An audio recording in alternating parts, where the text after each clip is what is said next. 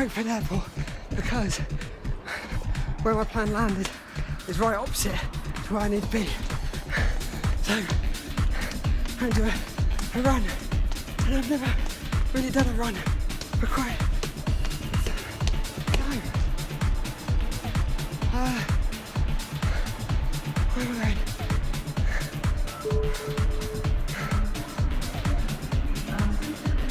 What the fuck? Where do I go?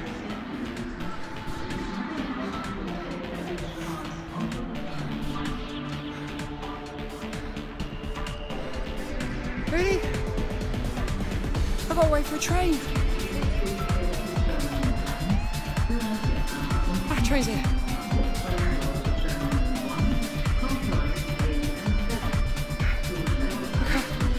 Oh, carriage is empty. I'm getting on a quiet carriage. Oh. Do not leave any luggage on the train. Okay. Torture. I haven't got a lot of time. Get my thing.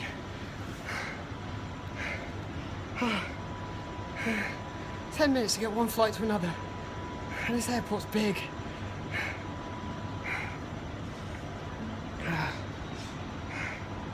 Guys, look at me.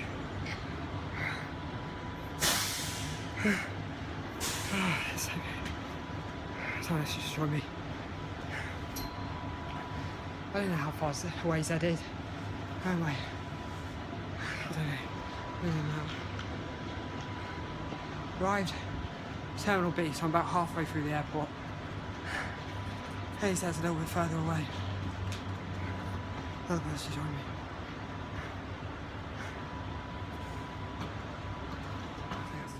Ran one side of the airport to the other. It looks like I haven't missed my flight.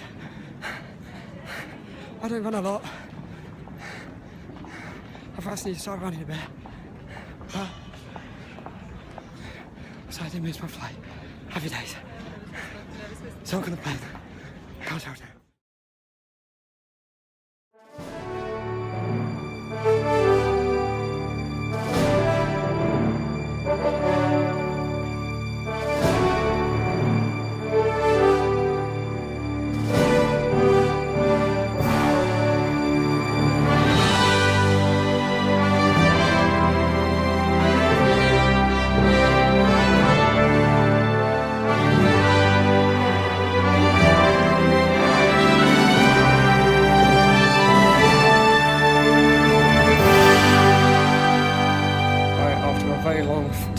Flight and not a lot of sleep, I've arrived in South Africa.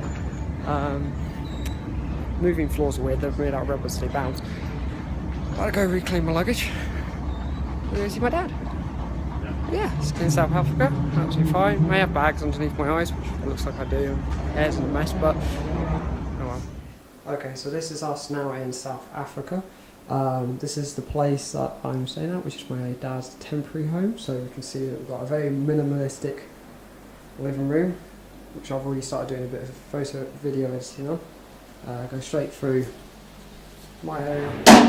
You can see similar real home, so I've already got a tripod out, camera kit, safari lens as well, which I'm currently borrowing. Nice line and knife. However, Dad scared me in a rather frantic way by flashing that at me. Me not knowing if it was real or fake, panicked because he cocks it and said, "Oh dear, how do I get rid of the round?" But it's actually now an air gun, so just going a bit that way. Besides that, I'll show you where Dad walks around the house in South Africa. Oh, he's taking it off. Where'd you put that? So no, it's only the safari. Why have you... Come on, Dad, you got to get Show your us the stuff pit back. hat. Huh? Where's the hat? My hat's in here. There we go. I'll wear it tomorrow on safari. Amazing. In that case. Besides that, we're going to keep packing, and I will continue this vlog tomorrow when we're on the Jeep on the way there to Botswana.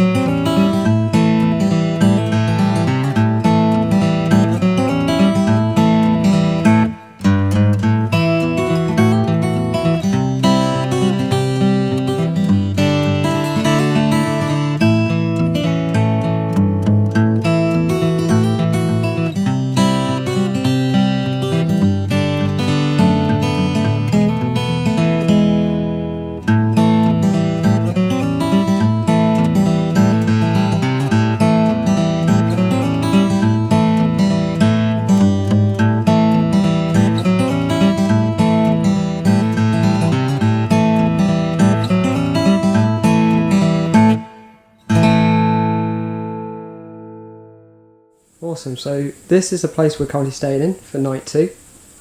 I'll show you a picture of the exterior with an elephant now, but this is the inside. So, got a little dressing table with a mirror, the candles on it. The main sleeping area, which is 2 separate beds. Got my little office desk here, which again, transferring photos and video editing again.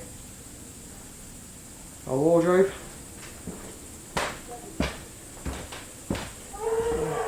That's an elephant, that's just in the background.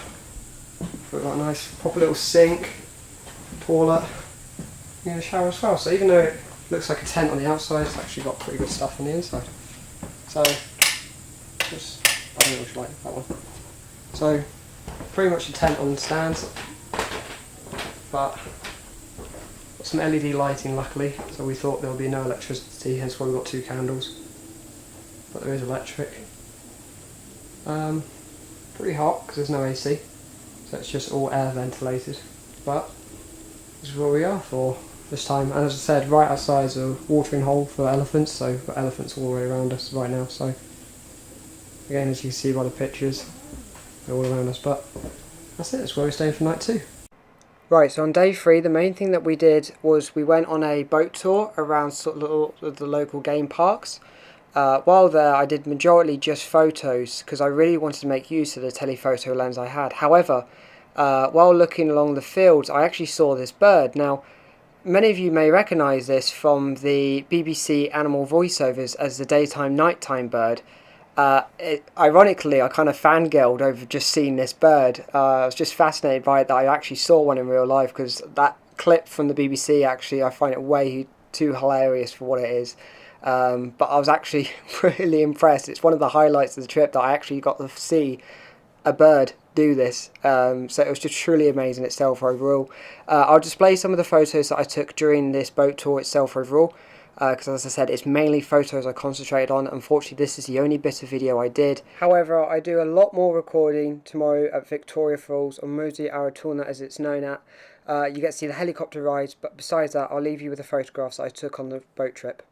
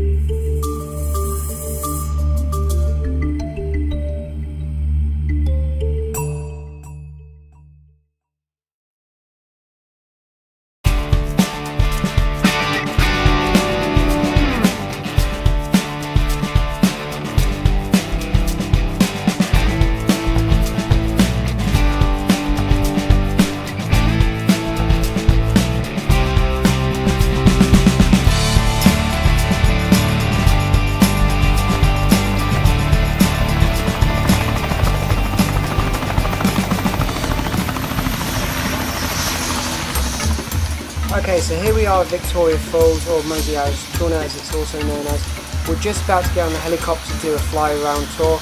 Saw this one land, I thought I'd just get a quick video of it, but the next one's going to be us going up into the air, and as I said, I've got plenty of video work all in the air just for you guys.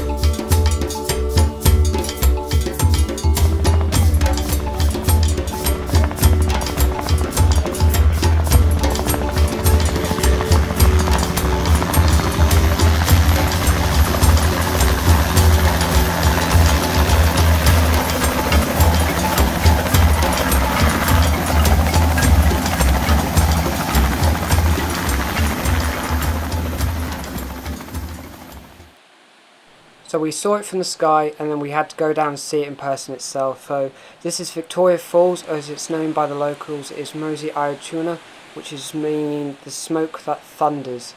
This waterfall, it runs all year through, so every point of every day of every year this water is still flowing. During the wet season, enough water flows through these falls in 3 days is the equivalent of the same amount of water New York City uses within an entire year. So that's a vast amount of water. It was truly a magical experience being there. The idea of the raw power of Mother Nature and the amount of water that was really being going through. Look at those falls, that's just an enormous amount of water. As you can see, that a lot of water is being sprayed back up as well, so standing on the cliff edge, it's actually raining on top of you, and there's actually vast thick jungle along the top of these waterfalls as well because of all the moisture. But it's truly one of the wonderful sights. It's one of the natural wonders of the world, and if you can, I would strongly recommend it. You've got viewpoints like these all along the falls, so you can get an excellent view on it, but it's purely just something that you can't miss without actually being there yourself. So if you can, go out and do it yourselves, guys, because it's something that you would really miss out if you don't. But to be honest, when you ask me, it's not just the sights that are wonderful, it's also the wildlife. Walking back from doing a shoot, I saw this little guy, well, not little, he's quite large, just stood on the pathway. I just literally walked right past him. He didn't mind me at all. The wildlife out there is so vast, so different compared to what we're normally used to in here in the UK. So again, also the wildlife's great to see in the wild rather than them being cooped up in a cage, which it's just not how they're meant to be. So seeing wildlife out in the wild where they're meant to be, again, that's just truly magical just by itself as well. So yesterday we went up to Zimbabwe for Victoria Falls, or Mosey Tuna, as it's known by the locals. This is our hotel from travelling from and to Victoria Falls, or Mosey Tuna. So, bathrooms are alright. A little desk, got beds, got my little work area. If you're outside, you've got wild warthogs just running around there. Also, you've got big mosquito nets as well. So yeah, as you can see from the pictures yesterday, Mozio Chulna is amazing, just pure raw power, the size of it, the scale. We did do a helicopter tour as well, so we got an aerial view, which didn't really give us the idea of how big Mozio Chulna is, but then we went down on the ground and it's, wow. I'd say if you can, do the helicopter tour, then go look at it in person, because it just gives you an idea of the vast scale and power that's behind Mozio Chulna. Besides that, we're now going to head back down to South Africa, where we're just going to stay there for the rest of my trip, because we've done a shitload of travelling, rubbish load of travelling, so contact you then.